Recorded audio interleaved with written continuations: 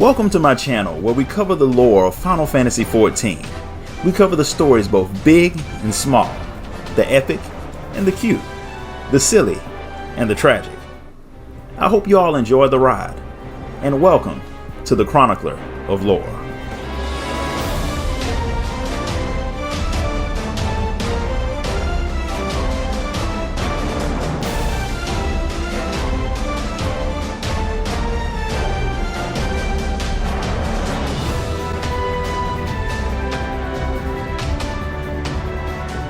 With the fall of the Light Warden and the Katana Revel, and all of the stuff you heard from Emet-Selch, the time has come to head back to Fanau to make sure the Eorzea are actually gone. Almet can't believe that killing one Sin Eater caused so big of a change, but she's happy that you showed up and proved to be the perfect people to pass on the knowledge of Ronka to. Of course, that doesn't mean their job is done. It is their duty to make sure the wrong people don't get into those temples, so they won't be leaving their posts anytime soon. Since the Eorzea seem to be gone, you and the others head to check on Runar and the Blessed. When the night sky came, both the Eorzea and the Children of the Everlasting Dark fled, and because of what you did, everyone who had been poisoned by the Children is recovered. Runar had suspected that you and the Scions were the Warriors of Darkness, but now both he and his people are certain. That still doesn't mean you all should be worshipped, but it does mean that you have a lot of work to do, and all of you, including Y'shtola, have to leave.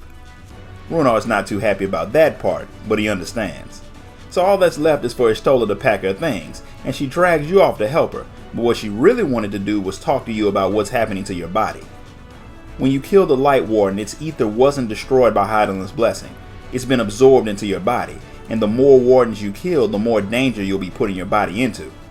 So while you're fine now, if anything changes, she wants you to tell her ASAP, but for now it's time to head back to the Crystarium.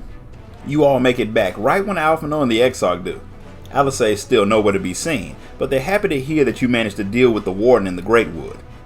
The questions turn to the Exarch's meeting with Vauthry, but being away from the tower has drained him so much that he decides that you all can continue this discussion after you get a bit of sleep. Of course, when you get back to your rooms, Ardbert's there. He heard everything about the light in you, but you don't look any different to him, and even if you did, all you'd really be able to do is hope your friends will have your back like you've had theirs.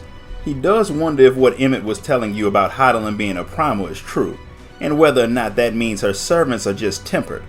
Emet admitted that the Ascians who summoned Zodiark are tempered by him, so why would it be different for Hydaelyn? That of course only works if you believe the Ascian story, which Ardbert doesn't.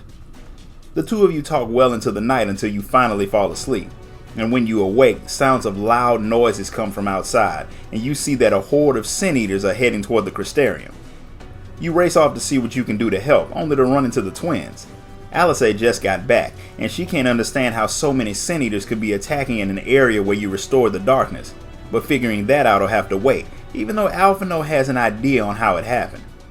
The Exarch is turning on a barrier around the city, but if you all help it'll go faster, so you race off to activate the machine.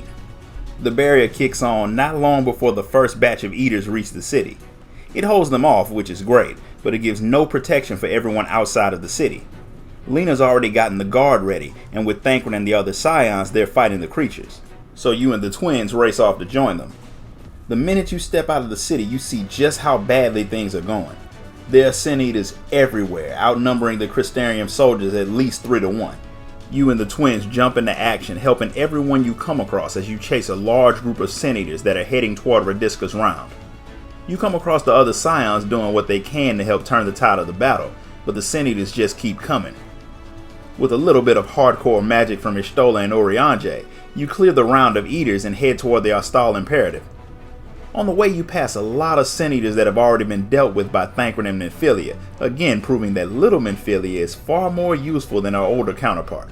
On your path to the Imperative, you see a large number of soldiers get taken down by one of the sword-wielding Angel Sin Eaters. Thancred and Minfilia head off after it, while you and the others head to the Imperative. The battle there is going poorly. The Sin Eaters are far too coordinated and strategic with their maneuvers for the attack to be random, but you and the others manage to even the odds. A little. Minfilia hears Lena cursing, and she charges in to see the guard being swarmed. She managed to save the woman, only to learn that the Eaters who were attacking her had been Lena's troops before they were turned by the Winged Eater, who swoops in to attack. Thancred jumps in to take the hit, and despite getting hurt, he brings down the Eater by himself. Ardbert looks on at the chaos, and when he sees some soldiers about to die, he tries desperately to help them, but he passes right through the creature and is forced to listen as the soldiers are murdered. However, with the Warrior of Light at the head of a group of soldiers, the Sin Eaters are finally driven back. When the dust settles, a lot of people are dead and even more are wounded, and Lena takes it hard. Having failed to protect her people after things were starting to look better, she feels terrible knowing that her friends will never see the world that you're working to create. To make matters worse, ships from Eulmore come flying overhead with Vothri on board, blaming the people of the Crystarium for the attack.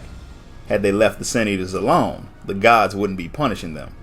But there's still time for them to surrender to him and come to Eulmore, where the Sin Eaters see them as family, until he decides to feed you to them or throw you off of a balcony.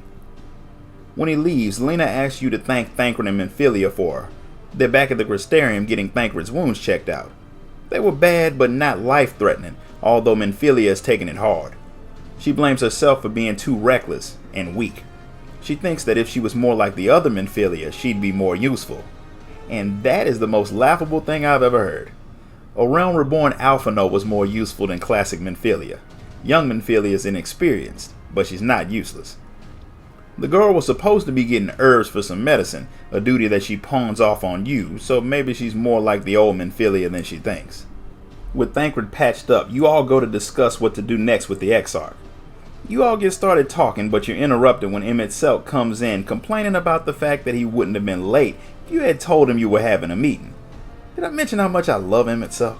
Dude is a great character. The Exarch's not bad either. I like how he looks at Emmett, hears him whine about being left out, and goes, "Anyway, so I was saying," like the annoyance of a god means nothing to him. It's the small things that make this story great. The support of the Scions saved a lot of people, but the way the Sin Eaters attacked is proof of something that people have suspected for a while. Vothri wasn't joking about being able to control the Sin Eaters. He can really do it, not like knowing that will make the Exarch surrender to him. That power doesn't just extend to the Eaters either. From what the Exarch learned from his visit to Eulmore, Vothri can control the minds of people too. That was the technique he tried to hit the Exarch with before he realized he was talking to an illusion. And it would explain why the people in Eulmore act the way they do. As for the Light Wardens, Alphino didn't find the one in Kalusia, and while Alisei found a possible hiding place for the one in Amarang, it would take weeks to explore the underground mines on the off chance that the creature is even there.